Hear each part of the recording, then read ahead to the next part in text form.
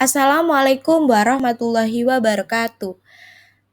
Halo, perkenalkan kami dari kelompok 4 PGSDA PPG Prajabatan Angkatan 2 tahun 2023. Kali ini kelompok kami akan membahas mengenai pembelajaran sosial emosional untuk kegiatan ujian akhir semester, di mana mengenai topik pengolahan emosi positif lingkungan belajar. Dengan anggota kelompok Fuadatul Karimah, Furqon Najib, Gusti Ayu, Hania Yulfa Prawesti, Heni Juliati Ningsih, dan Jauharatul Ramadlani Awalina. Topik pengolahan emosi positif lingkungan belajar di sekolah dasar, kami menggunakan dua topik. Yang pertama, dalam pengimplementasian 3S dan anti perundungan. Refleksi yang kami berikan yaitu setelah kegiatan memahami lingkungan, kondisi emosi, dan kepribadian, serta pengaruh dari school well-being yang diterapkan di SDN Kebraon 2. Bagaimana Anda sebagai guru mengelola emosi Anda supaya bisa berpengaruh positif pada lingkungan pembelajaran Anda? Kegiatan yang pertama, kami sebagai seorang guru yaitu melakukan pengelolaan emosi untuk menciptakan lingkungan belajar yang produktif dan positif, sehingga perlu melakukan implementasi strategi dalam pengolahannya. Yang pertama, kesadaran diri, komunikasi efektif, menciptakan lingkungan positif, mengikuti pelatihan, pengaturan emosi, dan yang terakhir menjaga keseimbangan hidup. Dalam kegiatan menciptakan lingkungan positif dengan kemampuan peserta didik yang beragam, kami melakukan pendekatan yang inklusif dan adaptif dengan menerapkan strategi sebagai berikut. Pertama, mengenal setiap peserta didik. Kedua, diferensiasi pembelajaran. Ketiga, pembelajaran kolaboratif. Keempat, memberikan dukungan individu. Sehingga munculnya proses menghargai keberagaman, penggunaan teknologi yang sesuai dengan usia dan kebutuhan, kemudian tercapainya penilaian formatif dan membangun lingkungan yang inklusif. Dalam rencana intervensi yang kita lakukan pada program 3S Senyum Salam Sapa dengan melakukan pelatihan manajemen emosi dan resolusi konflik. Kemudian melakukan pengimplementasian aktivitas pendekatan dan peningkatan well-being dan kampanye anti perundungan.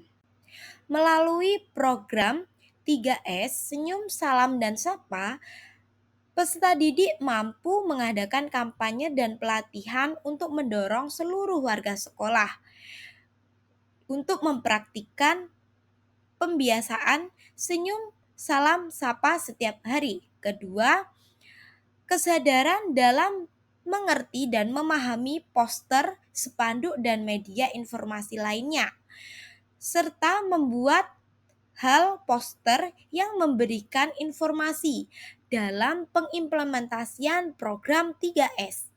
Dan yang terakhir, memberikan penghargaan bagi warga sekolah yang konsisten menerapkan 3S. Nah, dalam pelatihan manajemen emosi dan resolusi konflik diperlukan dua aspek. Aspek yang pertama membentuk tim di mana untuk membantu menyelesaikan permasalahan perundungan dan konflik yang terjadi. Dan yang kedua, pengadaan pelatihan untuk memberikan keefektifan dan pengetahuan staf, guru, dan siswa dalam manajemen emosi, resolusi konflik, dan keterampilan sosial emosional. Dalam aktivitas peningkatan well-being, kita harus mengadakan kegiatan outbound, senam, games, dan kegiatan lainnya untuk menciptakan interaksi yang terjadi di seluruh warga sekolah. Kemudian menyediakan fasilitas untuk relaksasi dan konseling bagi warga sekolah sesuai kebutuhan dan pengadaan kompetisi untuk mendorong kreativitas positif siswa.